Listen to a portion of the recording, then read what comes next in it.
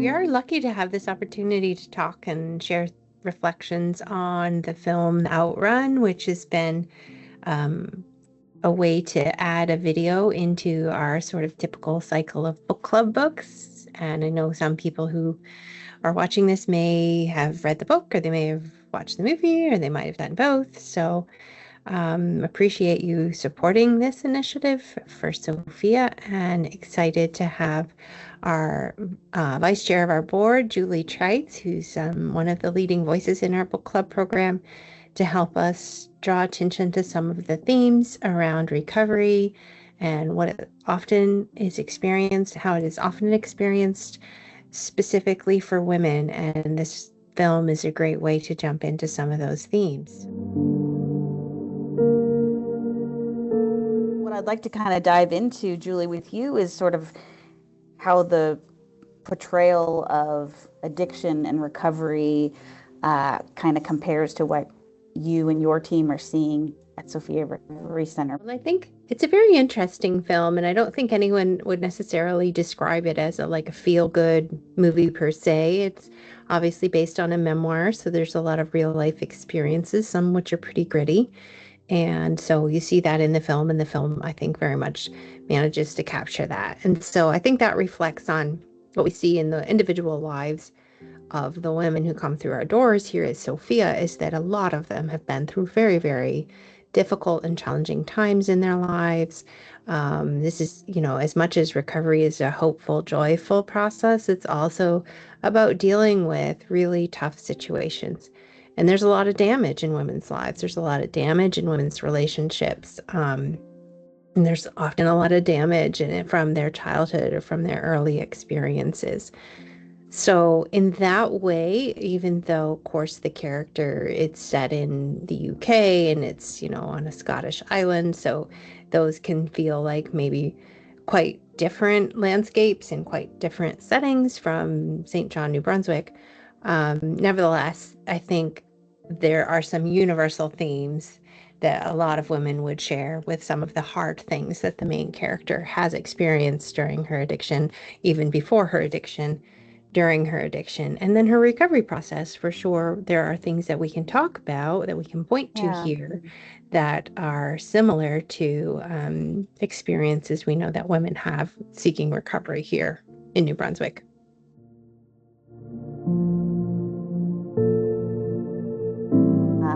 Maybe we could just chat about a couple scenes that I thought really sort of reflected those universal truths that you just mentioned. The scenes with her family members and her boyfriend, I thought were very compelling in terms of showing kind of the destruction of relationships that substance use disorder can, like the toll it takes on relationships.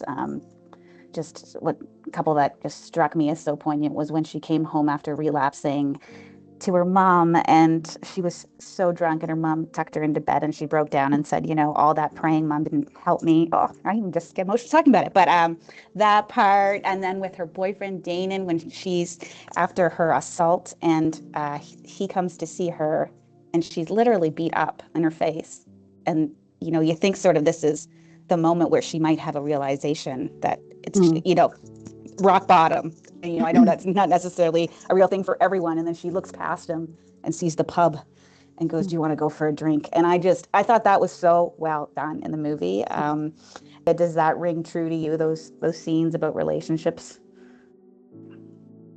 Yeah, I think what I liked about the portrayal of the main character's life in the movie is that even though there's so much hurt, and there's so many times when relationships get broken, and when she breaks things, there's also so much love. Like, there's so much love that her boyfriend has for her. There's so much love that her parents, both of them in their own ways, love her, and she loves them. And I think what we would point to there is the fact that those are those positive and protective factors that women, many women would have. They have all kinds of challenges. They have all kinds of hard things that they've experienced, but they also have positive experiences, and most lives are filled with both. And so in some ways, maybe her journey to recovery and to wellness by the end of the movie is lifted by the fact that she has also experienced love and caring and compassion throughout. And sometimes in addiction stories, all that gets portrayed is the hurt and the pain and the trauma. And storytellers can forget that in a full life, there's also these bright spots. There's also these things that carry you through.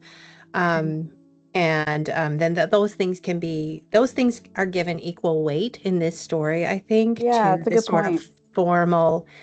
To the sort of formal addiction treatment experiences that she also has, of course, but like these relationships are really what turns her into the character that she eventually gets to be at the end of the movie. In terms of how her recovery programs are depicted, like where she goes for rehab and who she meets with, what did you think of how that was portrayed? Yeah, there was lots of thoughts about that, and one of the things that I really jumped out at me, just because, of course, at Sophia we really are very interested in providing gender responsive care that really meets the unique needs that sometimes women have, is that, unfortunately, Rona, as the main character, her recovery happens in co-ed settings everywhere she goes, or in the case of the 12-step meeting that she's introduced to on the island, it's all men and she's the only woman. And that does present a big barrier for a lot of women in recovery, that they don't have the safety of an all women space, and they don't have individuals who they can look to as role models that are other women who have gone through what they may be experiencing. And you mentioned her assault, Julian, and that's so common in experiences of addiction, chaotic substance use, where women have found themselves in very vulnerable situations and experienced violence. And those are hard things to talk about in a co-ed group. Very difficult, if not impossible, to talk about in a co-ed group. So, I mean, that it was just a sort of something that made me realize the importance of having these safe spaces for women, and where women can feel that it's okay to be vulnerable about the hard things that have happened to them because of what they've gone through.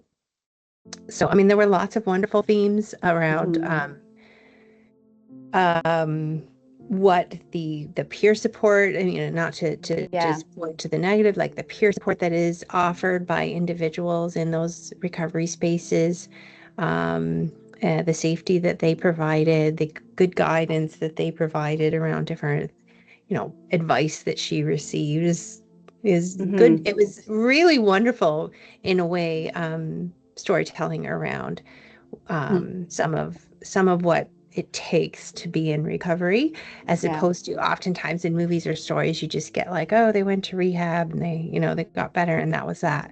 So this gave a bit of a more of an extended picture of the recovery process. So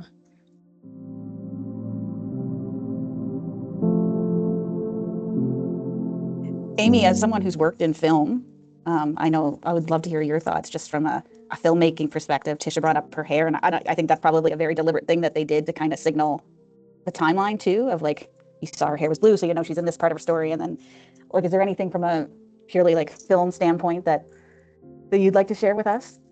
This film was done very well. Technically, it was shot beautifully. There was a lot of interesting lighting situations that I enjoyed. I really thought that the club scenes, before she goes into recovery, were filmed in a very unique way, and it really kind of contrasted with the starkness of nature when she goes and is going through recovery and kind of isolating herself and being within nature.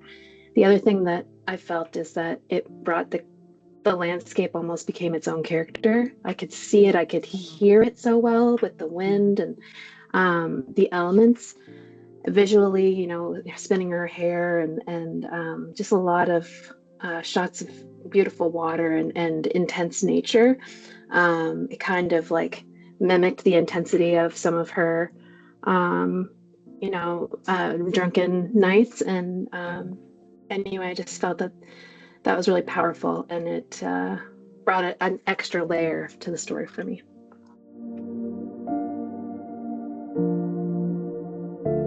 I thought that it was interesting to bring the book club into this and try and kind of bring awareness around how we try to educate folks on recovery journeys and what Sophia is all about in our programming. So, yeah, Julie, you're leading the book club, correct?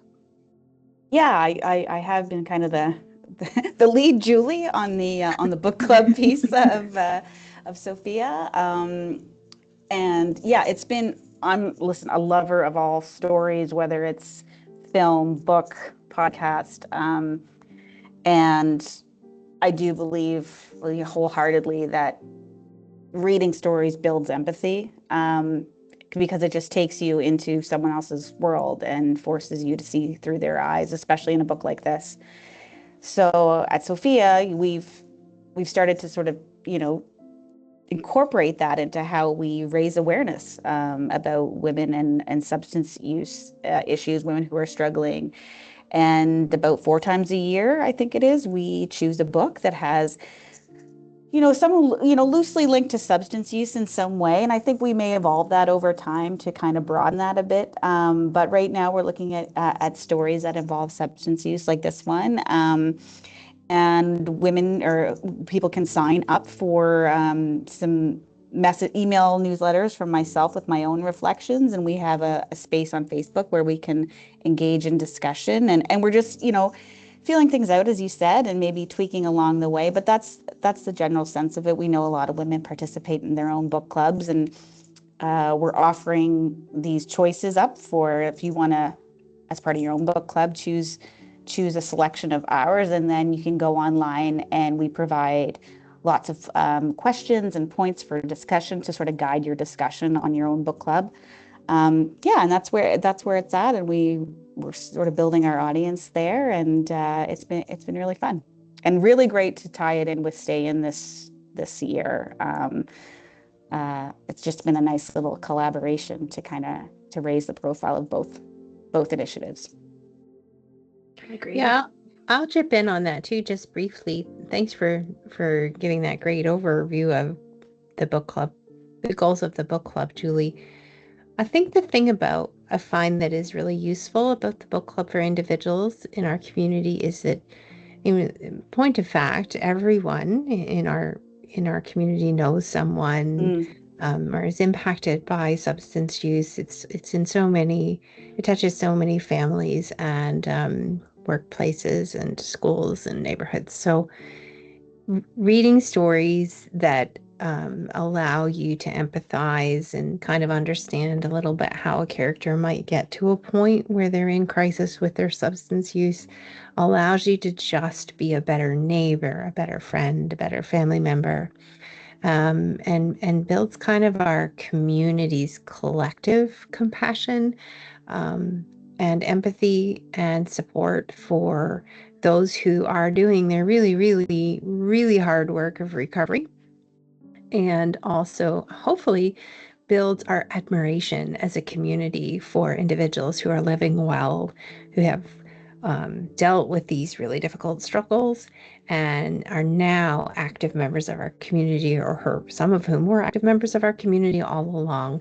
So I think that that is something that I hope the book club reaches people in that way, so that in your personal life, if you know of someone or if you know a friend is dealing with this in their family, it just gives you a different lens and equips you with some language and some thoughts that help you support your friends and your neighbors and your family members in a more intelligent way.